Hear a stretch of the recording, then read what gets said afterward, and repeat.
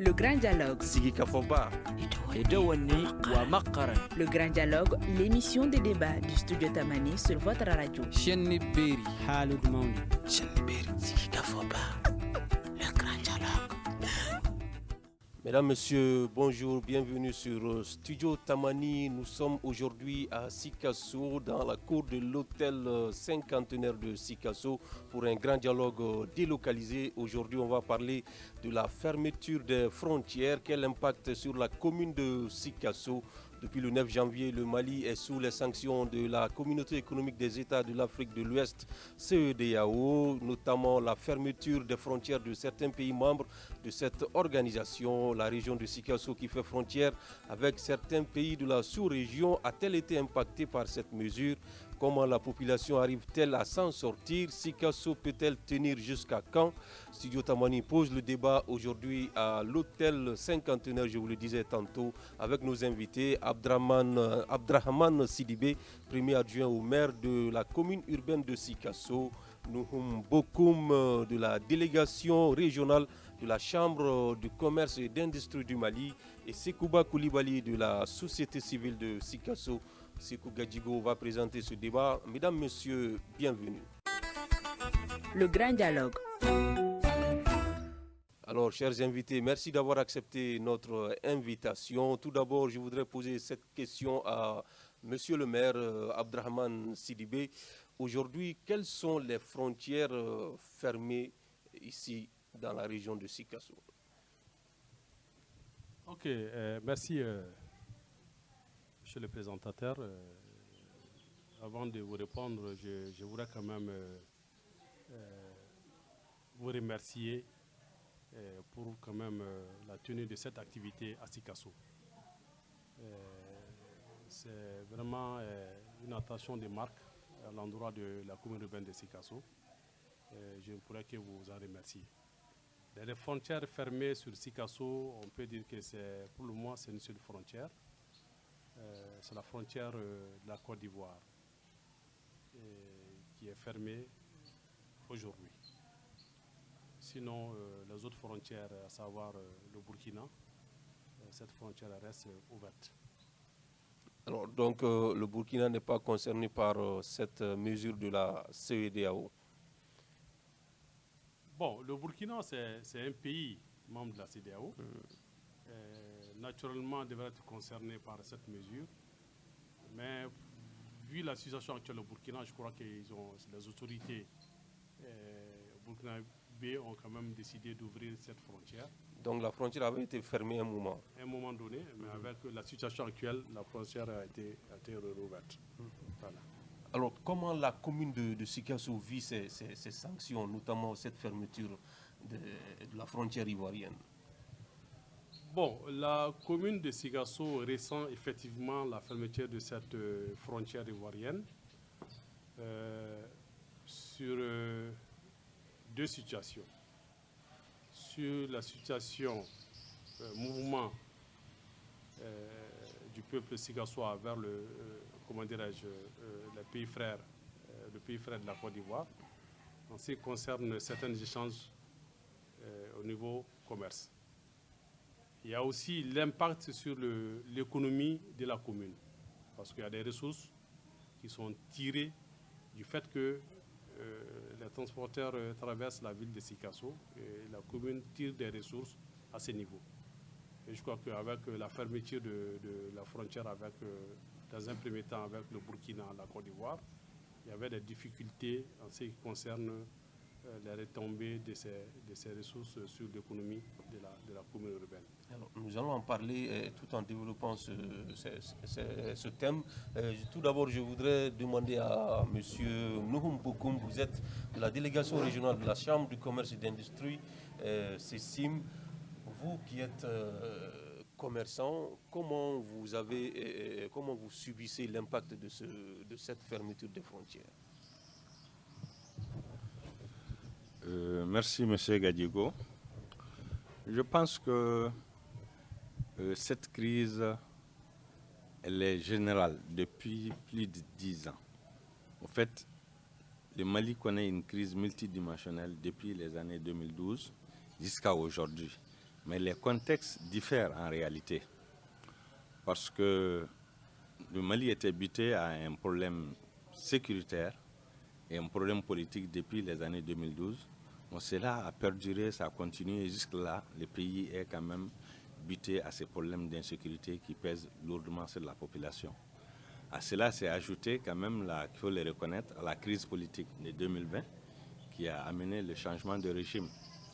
Et ce changement de régime a arrivé à un embargo au niveau de la CEDEAO et de l'UEMOA qui pèse quand même d'une façon générale, pas sur les commerçants seulement, et sur toute la population malienne en général.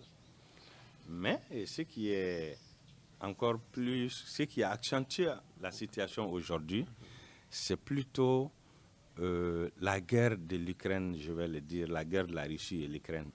Bon, cela s'est ajouté à l'embargo que nous subissions avant, mais pour les gens qui ne comprennent pas, on pense toujours que peut-être c'est l'embargo qui fait que le Mali a des problèmes de carburant, la hausse du prix du carburant, la hausse du blé et tout.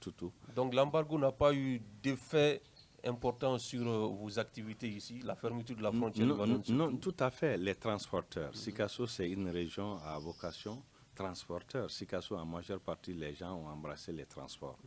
Donc quand il y a une restriction par rapport à la rentrée de certains produits, forcément, les camions, le flux, la migration des camions, ça va diminuer. Et plus ça diminue, plus ça joue sur l'économie de ces gens qui entretiennent quand même des familles, des villages entiers, tout. Donc forcément, les transporteurs en subissent. Et même des petits ménages. Les transporteurs en venant, ils amènent des avocats, des bananes plantains, pas mal de petites choses, des cartons de savon qui sont aussi revendus par des ménagères qui y vivent avec. Donc c'est vraiment... L'impact est visible. D'accord. Mais je voudrais seulement dire que tout n'est pas lié à l'embargo, contrairement à ce que les gens croient. D'accord. Monsieur Koulibaly Segouba, vous êtes de la société civile. Au niveau de la ville de Sikasso, qu'est-ce que vous entendez? Est-ce que depuis que cette frontière ivoirienne a été fermée, est-ce que vous entendez des frustrations, des gens qui se plaignent de la hausse des prix de certains produits? Comment la population vit cette fermeture de la frontière ivoirienne? Monsieur Gadigo, la population sikassoise habituée à ces crises.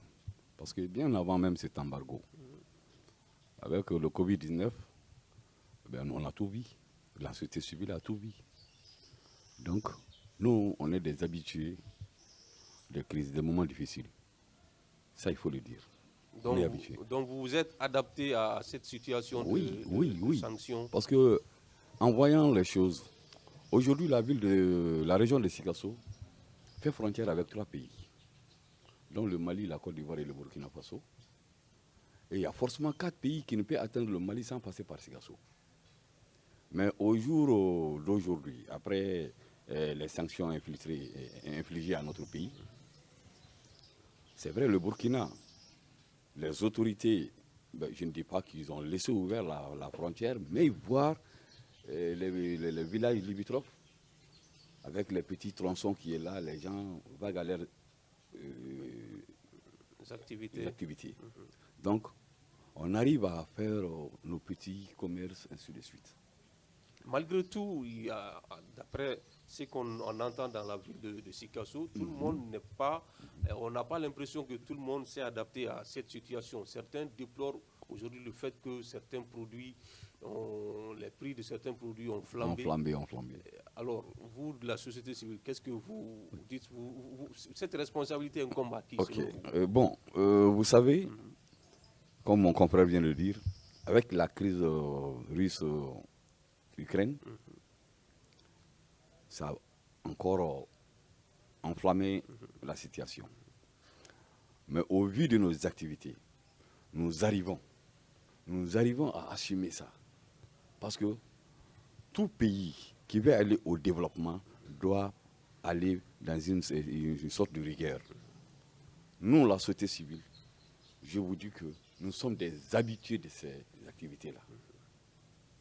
Parce que nous voulons un changement. Cet embargo, il a déjà trouvé que nous étions en embargo. Donc ça ne fait que nous apprendre à voir comment prendre cet embargo en main. D'accord. Dans la société civile. D'accord. Monsieur le maire, si la population s'adapte, ça c'est une bonne chose, mais est-ce que c'est le cas au niveau de la mairie? Mais avant, vous étiez en train de développer l'impact de cette situation sur le plan économique, sur la commune urbaine. Ok, je l'ai dit, c'est au niveau de deux axes que nous sentons ces effets. Je crois qu'il y a mon confrère beaucoup a eu à toucher le cas des transporteurs. Ces transporteurs aujourd'hui paient des taxes au niveau de la commune, qu'on appelle taxes de traversée. Il y a des taxes de chargement qui sont payées sur certains marchés. S'ils sont dans la difficulté de pouvoir même exercer leur activité, même à 80%, 50%, ils ont de la peine aussi à payer certaines taxes qu'ils doivent payer à la commune. Sans compter aussi qu'il a eu à dire, il y a les effets collatéraux de ce transport sur l'économie de la commune. Parce qu'il y a bon nombre de vendeurs de fruits et de légumes aujourd'hui qui vivent grâce à ces transporteurs-là. Parce qu'il y a certains produits alimentaires qui viennent de la Côte d'Ivoire. Si vous prenez l'igname, si vous prenez la banane plantaire, l'avocat, l'ananas, et beaucoup d'autres fruits viennent de la Côte d'Ivoire. Malgré que l'embargo n'a pas concerné les produits alimentaires, mais je crois que le pays frère quand même a mis une certaine pression à ce niveau-là. Et nous avons vu aussi que le fait que les camions ne proviennent pas de ce pays ont impacté vraiment le chiffre d'affaires de ces bonnes dames, qui contribuent aussi à l'éclosion de l'économie de la commune en payant des taxes. Il y a les tickets sur marché, et ça, c'est des taxes qui sont payées par les commerçants ambulants et les commerçantes qui tournent, qui rôdent dans la commune. Donc ça a forcément un impact sur la population. Sans compter aussi qu'il y a parmi ces bonnes dames, il y a beaucoup de familles qui vivent de ces petits commerces-là. Il y a plein de familles à Sikasso. Quand la bonne dame ne vend pas assez au marché, ce n'est pas évident qu'il y ait à manger à la maison à midi ou le soir. Tout ça, c'est des effets qu'on peut imputer vraiment à l'embargo. Concernant l'économie de la commune, je vois que j'ai eu à parler des traversées, des taxes de chargement. Le flux de camions qui venaient de la Côte d'Ivoire par jour, c'était énorme. Et la commune tire un grand profit à ce niveau.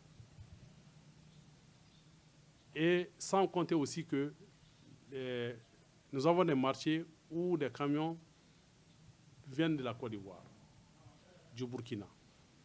Et là aussi, il y a un manque à gagner du point de vue taxe de chargement. Nous avons vu ces recettes diminuer et nous l'avons imputé surtout, dans un premier temps, il y avait la fermeture des frontières, comme la société civile a eu à l'évoquer, pour cause de Covid-19. Ensuite, l'embargo est venu. De crise en crise, vous voyez déjà, ce n'est pas sans effet sur vraiment l'évolution de l'économie de la commune. D'accord. Monsieur Bokoum, au niveau des commerçants, nous avons l'impression, en tout cas dans la ville ici, quand on a posé la question à certains pensent que la fermeture de la frontière a eu moins d'effet que l'attitude de certains commerçants qui font de manière délibérée flamber les prix. Certains pensent que c'est plutôt certains commerçants qui ont fait exprès de flamber les prix et ce n'est pas la fermeture de la frontière qui est à l'origine de ça. Qu'est-ce que vous répondez à ces gens? Bon, je pense que sur cette question, il n'est pas prudent de se prononcer dessus, à coup sûr, pour dire que, par exemple, il y en a qui disent qu'ils ont du carburant, ils refusent de vendre, ils attendent que ça monte pour pouvoir écouler.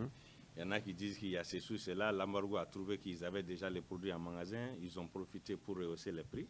Moi, à ce niveau, je préfère me taire sur le sujet. Mais tout ce que je sais, forcément, il y a des gens qui peut-être ont tiré profit de cette crise, mais il faut aussi reconnaître que même sans ces attitudes-là, les prix allaient connaître une flambée. Ce que je te dis, par exemple, la hausse du carburant. Aujourd'hui, c'est un problème majeur que nous vivons. Mais quand tu regardes le carburant, tu prends l'Afrique de l'Ouest tout en entier. Les carburants utilisés en Afrique de l'Ouest viennent de 40 à 60% de la Russie et de l'Ukraine. Beaucoup ne le savent pas. Donc, quand la Russie et l'Ukraine se trouvent en grève, en guerre, forcément, la sortie, l'exportation de ces produits-là va connaître un certain ralentissement. Et d'où la demande la demande va dépasser l'offre. Et quand l'offre diminue, forcément, ça va impacter les prix, sans compter que le prix au litre même au niveau mondial a grimpé. Donc forcément, le consommateur va le sentir à la pompe. Et quand la société civile dit qu'ils sont habitués à ça, moi je vais dire non. Les gens, on ne s'habitue pas à une certaine souffrance. Maintenant, peut-être on fait un truc sur soi avant qu'on ne sorte de cette crise. Nous souhaitons quand même sortir de cette crise le plus vite possible en ayant quand même un accord avec la CEDEAO et l'IMOA pour qu'il y ait quand même le moindre truc, quoi, parce qu'il y a une crise mondiale qui s'est ajoutée déjà à une crise locale qu'on avait déjà. Mais ce n'est pas que le carburant, par exemple, le sucre, le lait, l'huile, quand ceci augmente, est-ce que cela aussi s'explique par la fermeture de la frontière? Ça peut s'expliquer. Tu as parlé du sucre. Le sucre, je ne maîtrise pas trop. Mais par exemple, le blé, le pain aujourd'hui, c'est un problème, la hausse du prix du pain. Le blé, la production mondiale même du blé est fournie à 50% par la Russie et l'Ukraine. Donc forcément, l'avenir de ces produits-là va diminuer. Et quand ça diminue, ça va impacter les prix. Et c'est ce qui explique aujourd'hui la hausse du prix, du prix de la farine. L'engrais, aujourd'hui, ça suscite beaucoup de problèmes. On est en train d'en parler, c'est cher, on n'en trouve pas. L'engrais, c'est pareil. Tous ces produits-là, qui sont aujourd'hui importants pour notre économie, viennent de ces deux pays qui sont en guerre aujourd'hui. D'accord. Monsieur Koulibaly Segouba, vous qui êtes de la société civile, est-ce que vous comprenez aujourd'hui la flambée des prix de certains produits aujourd'hui? Effectivement, comme vous venez de me poser la question... Ça s'explique par la fermeture de la frontière? Bon, parce que moi je vous ai dit, la fermeture de la frontière, les frontières ont engrainé beaucoup de choses. Mais il y a à dire que nous sommes habitués à ça parce que ce n'est pas maintenant que les frontières ont été fermées. Il y a un certain temps que nous sommes dans cette fermeture des frontières. C'est vrai, nous avons des problèmes aujourd'hui parce que personne ne se suffit. Parce que quand tu prends le panier mélangeur, il n'y a pas d'argent pour faire suffisamment son choix sur le marché. C'est un problème. Au jour d'aujourd'hui, comme il a dit, le sac d'engrais est parti jusqu'à 35 000. C'est un problème. C'est un problème. Hier seulement, moi, j'ai essayé de passer par le marché pour demander le prix. On me dit qu'un sac, 50 kg d'engrais, coûte 35 000. Pourtant, vous dites que vous êtes habitué. Oui. Si je dis qu'on est habitué, ce n'est pas parce que nous pouvons supporter le coût. Non. Mais quelque chose dont tu ne sais pas quand est-ce que ça va finir, il y a de quoi vraiment attacher sa ceinture. Oui, le maire vient de relever certains aspects aujourd'hui quand des gens qui menaient des activités ne parviennent plus à le faire à cause de cette situation. Est-ce que cela ne vous inquiète pas, ça ne vous préoccupe pas? Ça me préoccupe parce que la semaine dernière seulement j'ai été à la frontière. J'ai vu même des usagers qui sont soumis à des tracasseries dues à cette fermeture de frontières. Ça seulement, ça me fait mal. Ça me fait mal. Alors, monsieur le maire, oui, rapidement, monsieur Boko. Rapidement, là, je veux dire, c'est-à-dire qu'il ne faut pas aussi négliger les côtés sécuritaires par rapport à la flambée des prix. Les gens ont tendance à négliger cet aspect. Aujourd'hui, je prends l'exemple de Sikasso. Nous payons les sacs de 1000 aujourd'hui à 40 000 francs. Ça, ce n'est jamais arrivé de toute l'existence du Mali. Mais c'est dû à quoi? Il faut chercher l'origine.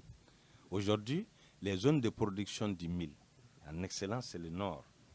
La zone des Mopti, c'est sur ces gens-là, le pays d'Ogon, c'est eux qui produisent les mil en quantité. Donc aujourd'hui, ces zones-là connaissent une insécurité qui ne dit pas son nom. Donc les gens ne peuvent plus aller au champ pour cultiver à cause de l'insécurité. Donc d'où les mil qui se fait de plus en plus rares et du coup les prix ont flambé. Sinon les mil ne nous viennent pas d'ailleurs. Ça c'est au Mali ici. Aujourd'hui nous payons à 40 000. Et même l'huile dont vous venez de parler, l'huile là, à 80%, 60% de l'huile que nous avons, à part les usines qui font l'huile locale là, l'huile nous vient de l'Algérie, de la Mauritanie. Ces trafics-là aujourd'hui ne sont pas faciles. Ce qui explique que les bidons de 5 litres qu'on payait à 3 500, 3 750 et aujourd'hui à 8 000.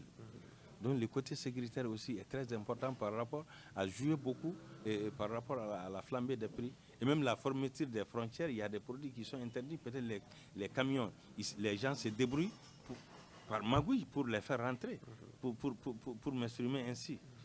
Donc quand tu fais la magouille pour rentrer un produit, donc ça veut dire que si le produit n'est pas rentré par la normale, donc du coup tu es obligé d'ajouter au prix parce que tu as fait beaucoup plus pour pouvoir l'amener à la consommation. Monsieur le maire, est-ce qu'on peut savoir avec des chiffres à l'appui quelle a été l'incidence de cette situation sur les recettes de la mairie? Bon, avant de revenir à la réponse de cette question, je voudrais quand même donner une précision par rapport à la flambée des prix. Je crois qu'il y a beaucoup eu à parler de l'augmentation du prix du carburant. Et ça a une incidence aussi sur le coût du transport. Plus le transport augmente, ça a une incidence aussi sur vraiment la vente des marchandises. Les prix vont augmenter.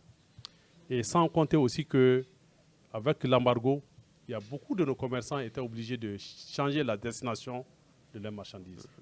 Par exemple, les marchandises qui étaient destinées par rapport au port de la Côte d'Ivoire, par peur, ils étaient obligés de changer de destination. Et ça a pris le temps qu'il fallait. Et du coup, l'offre au niveau de la demande a été vraiment supérieure à l'offre au niveau du marché, ce qui a aussi engendré l'augmentation des prix au niveau de certains denrées sur le marché. Par rapport à l'incidence en termes de chiffres, avant l'embargo, je ne parle pas de la Covid-19, n'a pas eu d'impact à ce niveau-là, mais avec l'embargo, le flux des camions de la Côte d'Ivoire vers le Mali, en traversant Sigasso, a diminué.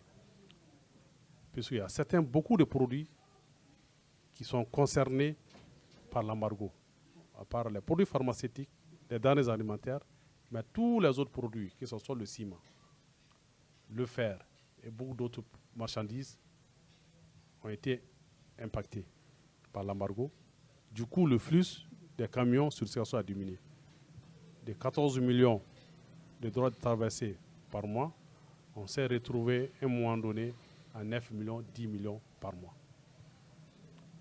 Mais heureusement, dans ces derniers temps, avec l'ouverture de la frontière avec le Burkina, il y a des camions qui contournent la Côte d'Ivoire. Par exemple, quand tu prends les miniers, ils viennent par le Burkina, ils rentrent par Sigasso. Tous les miniers qui passaient par le port de la Côte d'Ivoire ont vraiment changé la destination sur le Burkina. Et c'est ça qui nous a permis quand même de rehausser un peu le niveau des recettes en ce qui concerne les droits de traversée. En ce qui concerne les taxes de chargement au niveau de nos marchés, d'1 million par mois, on s'est retrouvé à 400, 500 000 francs par mois. Dû au fait qu'il y a beaucoup de camions qui ne venaient pas. Parce que la plupart des camions qui viennent, c'est les camions sénégalais. Dans le petit marché des Médines, à partir de jeudi, vendredi, samedi, jusqu'à lundi, quand tu te rends au petit marché des Médines, tu verras qu'il y a des camions venus du Sénégal. Et là aussi, nous avons connu une diminution à ce niveau-là. Et quand tu prends les tickets sur le marché, c'est des tickets qui sont placés auprès de nos bonnes dames. Et je crois qu'il y a des marchands ambulants qui ont carrément quitté le marché, faute de marchandises, parce que leur domaine de commerce, c'est les produits venant de la Côte d'Ivoire, comme j'ai eu à le citer, l'avocat, la banane plantain, des petits trucs. Et ça ne vient plus. Ça ne vient plus parce qu'il a trouvé auprès des transporteurs quelqu'un qui charge son camion, il amène quelques marchandises pour les bonnes dames, et elles aussi, elles vendent pour quand même pouvoir subvenir à leurs besoins. Et là, on a senti aussi une diminution à ce niveau. Sans compter aussi, il y a les transporteurs qui payent des taxes au niveau de l'impôt. Et la commune, les patentes, la commune a des retombées au niveau des patentes. Les patentes recouvrées au niveau de la commune, c'est pour la commune pratiquement. D'accord.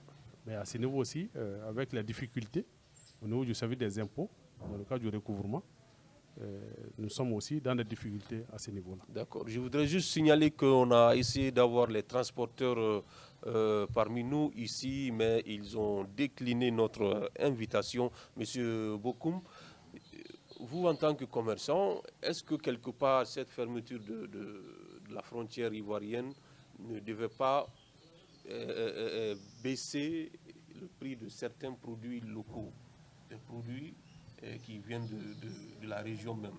Mais on a l'impression que ce n'est pas le cas. Par exemple, on dit que l'igname est devenu beaucoup plus cher, la pomme de terre, alors que c'est des produits qui viennent de la région de Sikasso. Non, je pense qu'à ce niveau, vous n'avez pas la bonne information. Parce que l'igname qui est consommé à Sikasso, l'igname qui est produit à Sikasso ne suffit même pas, ça ne fait même pas 10% de la consommation de la population. Tout nous vient de la Côte d'Ivoire, presque. Maintenant, quand tu parles de la pomme de terre, la hausse du prix de la pomme de terre peut s'expliquer par la hausse de l'engrais. Parce que la pomme de terre, non seulement la semence a coûté cher, et puis les intrants. Donc tu ne peux pas payer un sac d'engrais à 30 000 francs, produire ta pomme de terre et venir vendre le prix à un bas prix. Et même la pomme de terre importée qui est consommée au Mali aujourd'hui, c'est énorme. C'est énorme. Aujourd'hui, tout ça, là, c'est la venue de tous ces produits-là est devenue un peu lent. Parce qu'au fait, l'arrivée des produits devient de plus en plus lent, ce qui explique vraiment la hausse de ces prix-là par rapport à la demande de la population. Alors, les autorités nationales avaient pris des mesures, surtout à la veille du mois du Ramadan, pour stabiliser certains prix, les prix de certains produits. Est-ce que cette mesure a pu être suivie ici à Sikasso? Oui, ils ont fait ce qu'ils pouvaient. Ils ont fait ce qu'ils pouvaient. Le gouvernement a mis beaucoup de moyens pour pouvoir stabiliser les prix. Ça ne reste que pour l'apaisement de l'équilibre social et les mois bénis du Ramadan, où les gens vont voir leurs dépenses multipliées. Mais qu'à cela ne tienne, c'était quand même un peu haut. Ça, c'est dû même aux conditions dans lesquelles les gens amènent les produits.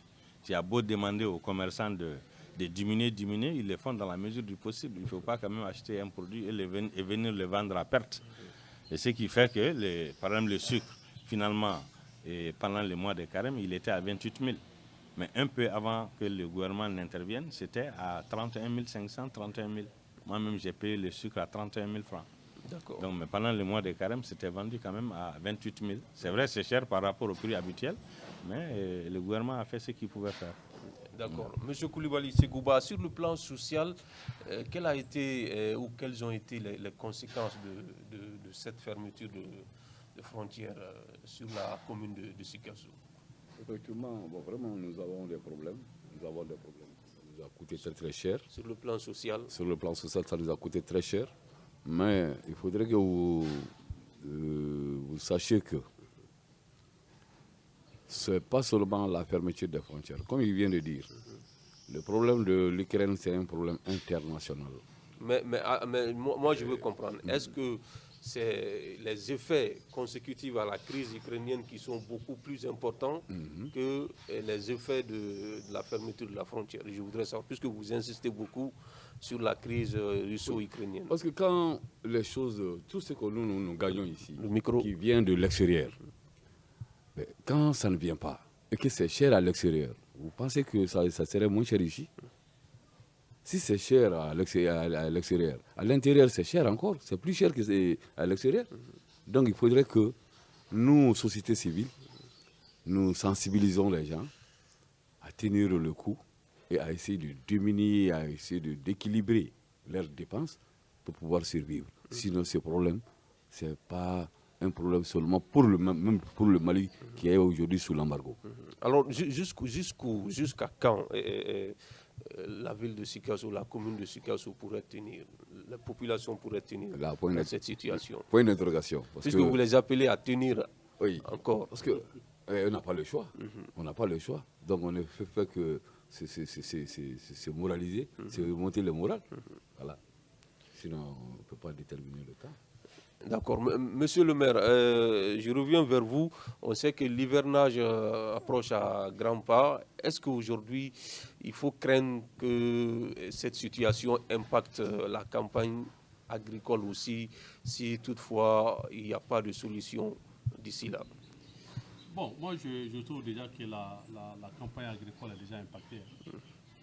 Parce que dans la mesure où les prix des intrants ne cessent de s'augmenter de jour en jour. Le sac d'engrais qui était vendu à 16 000, 15 000 et même 20 000 se retrouve aujourd'hui à 35 000, 37 500, 40 000 francs selon les engrais. Donc je trouve déjà que tant qu'on ne revoit pas le prix des intrants, l'hivernage est déjà impacté.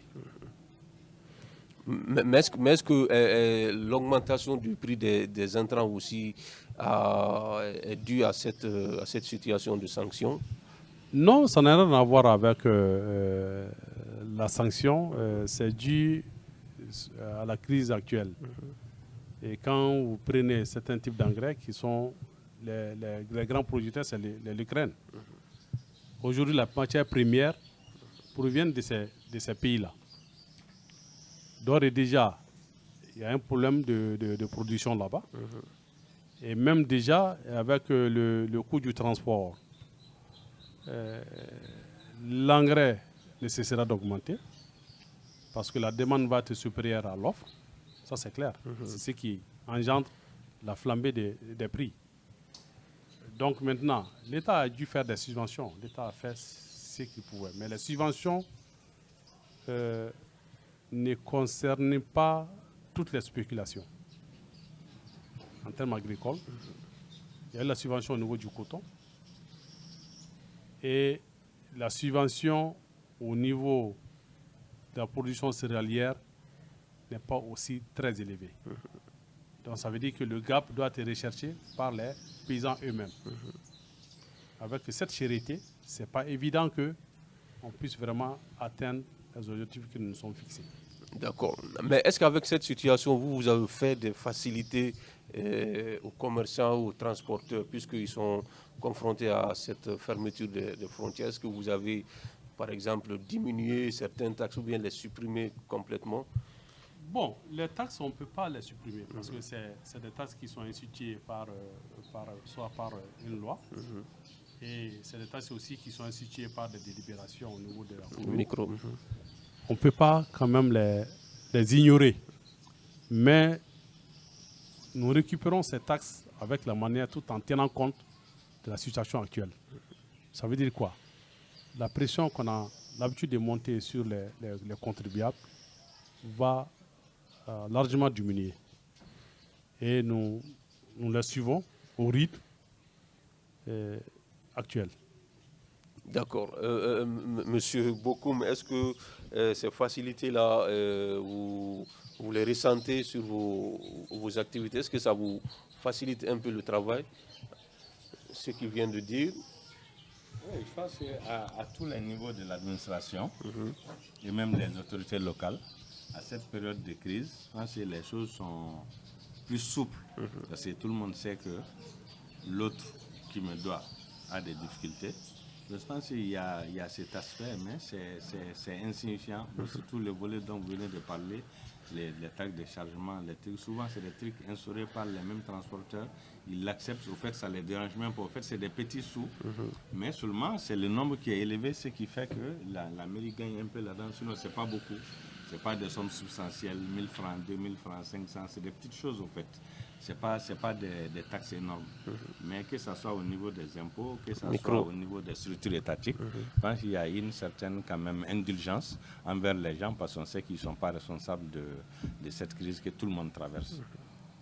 Moi, ce que je peux seulement ajouter à ça, c'est vraiment d'interpeller les autorités actuelles à utiliser tous leurs trucs, tous leurs savoir-faire pour que nous puissions quand même avoir un compromis avec la CEDEAO et l'IMOA. Au moins ça va diminuer un peu les choses. Alors, c'est Gouba Koulibaly. Au niveau de la société civile, je le disais tantôt, l'hivernage c'est très bientôt. On sait que la situation n'est pas aussi facile. Vous, qu'est-ce que vous demandez aujourd'hui aux autorités, que ce soit au niveau communal, au niveau régional, pour qu'on puisse passer l'hivernage dans une situation beaucoup plus facile que celle qu'on connaît aujourd'hui? Okay. Bon, si vous me posez cette question, je dirais qu'encore ce que le gouvernement en a fait, c'est beaucoup. Et on leur demande encore de faire encore un peu d'effort, voir comment les intrants agricoles peuvent être au moins au prix pour que les paysans puissent avoir les intrants à bas prix. Quand même qu'on sache que le gouvernement fera son mieux, mais qu'on tient compte que le problème qu'on a aujourd'hui, ce n'est ni le gouvernement, ni nous, ni eux, c'est un problème mondial. C'est ce que je peux vous dire pour le moment. D'accord, oui, rapidement, beaucoup. C'est-à-dire ce que je voudrais dire, parce qu'il ne faut pas... Parce que ce que la société civile vient de dire tout de suite, le gouvernement aussi a des charges. Le gouvernement a des charges. Il faut que les ministères fonctionnent, il faut que les services de l'État fonctionnent, il faut que les salaires soient virés. Et qu'est-ce qu'il faut pour ça? Il faut que les gens payent leurs taxes, il faut que l'État aussi ait de l'argent. Maintenant, dans une période d'embargo où il n'y a que les produits alimentaires qui rentrent et les médicaments, et ça, c'est des produits de nature à ne pas être trop taxés, parce que c'est les denrées de première nécessité. Donc, quand encore ces produits qui sont subventionnés, il faut encore l'État, si l'État doit céder tout pour que ça puisse marcher au niveau des champs, tu vas voir que l'État va aussi aller en faillite. Aujourd'hui, tu vas prendre le ciment que nous consommons au Mali ici. 60% du ciment consommé au Mali nous vient de Dakar. Mais par rapport à l'embargo, le ciment ne rentre pas. Et quand le ciment rentre, ceux qui amènent le ciment payent quand même des taxes. Donc, si le ciment rentre, peut-être on peut sursoir à une taxe quelque part parce qu'on a libéré de l'autre côté les autres produits qui sont interdits aujourd'hui pour que l'État puisse avoir de l'argent. Aujourd'hui, les ciments qu'on paye à 4 500, à 6 000 aujourd'hui, 6 250. Donc, je pense qu'il faut appeler les choses par leur nom. Il faut que nous ayons une entente avec la CEDEAO et l'IMOA. Ça, c'est le premier pas que les autorités doivent franchir. Il faut tout faire pour qu'on ait un terrain d'entente. Donc vous pensez que c'est la seule solution, la seule porte de sortie? Moi, je pense que s'il n'y a pas une entente à ce niveau, je ne sais pas, on va se diriger vers quoi? Ça, c'est mon avis, ça n'engage que moi. Alors, monsieur le maire, on va vous demander quelle solution vous préconisez pour qu'on puisse sortir de cette situation. Mais tout d'abord, on a vu que les frontières sont fermées, la frontière ivoirienne est fermée, mais malgré tout, les gens parviennent à rentrer et sortir. Qu'est-ce que cela peut avoir comme impact aussi sur les revenus, les recettes de la mairie? C'est un manque à gagner aussi important. Bon, je crois que l'impact de l'embargo sur les revenus de la commune, j'ai eu à le souligner. On dirait que je pourrais dire que c'est important parce que nous avons aussi souci du bien-être des populations de la commune. Si la population souffre, nous, en tant qu'autorité communale, nous ne pouvons pas vraiment rester en marge de cette souffrance-là. Donc vous pensez que malgré que la frontière soit fermée, si certains parviennent à aller vendre les produits en Côte d'Ivoire, il n'y a pas de problème à ça? Il n'y a pas de problème à ça. Même à un moment donné, l'État avait pris des dispositions pour que le bétail ne puisse pas être transité vers, comment dirais-je, exporté vers la Côte d'Ivoire.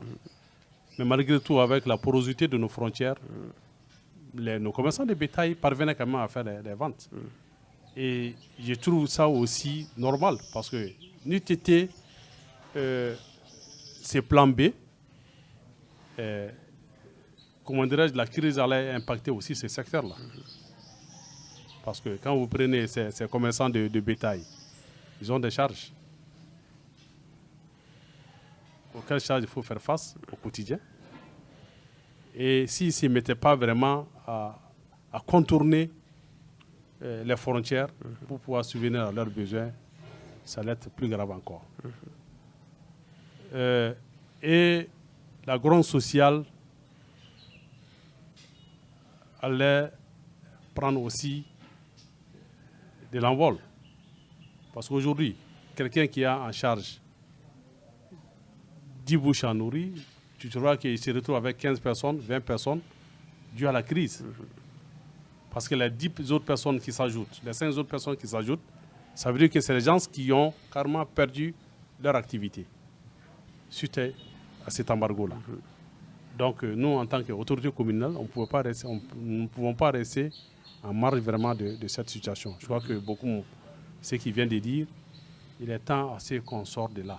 Même si c'est vrai que ce sont des pertes pour vous, voilà, puisque l'argent n'entre pas dans vos caisses directement. Oui. Ok.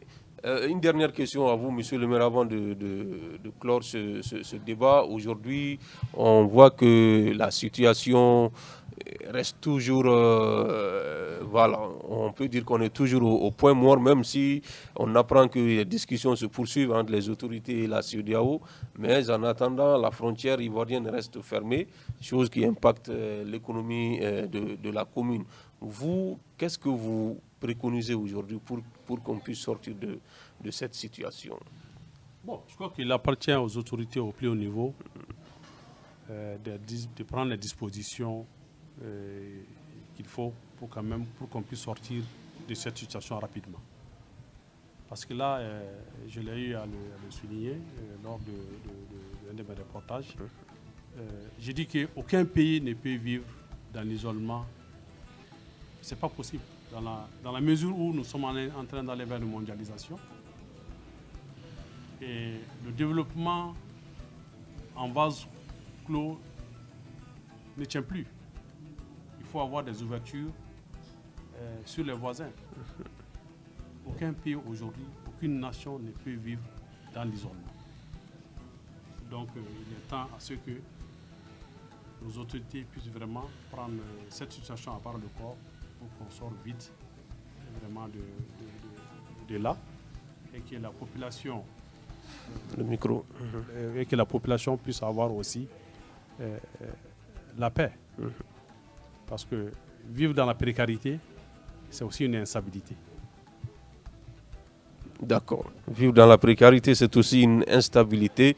Trouver les moyens pour sortir de cette situation. On va clore ce grand dialogue sur ça. Nous parlons aujourd'hui de la fermeture des frontières, quel impact sur la commune de Sikasso. Nous recevions sur ce plateau Abdrahman Sidibé, premier adjoint au maire de la commune urbaine de Sikasso, Monsieur Nouhoum Bokoum de la délégation régionale de la Chambre de commerce et d'industrie du Mali et Sekouba Koulibaly de la société civile de Sikasso. Ce grand dialogue a été réalisé depuis l'hôtel cinquantenaire de Sikasso. À l'image et au son, il y avait Mamadou Ouattara. Sekou Gadjigo vous l'a présenté. Merci à toutes et à tous. Et à la prochaine pour un autre numéro du Grand Dialogue. Le Grand Dialogue. Le Grand Dialogue, l'émission des débats du studio Tamani sur votre radio.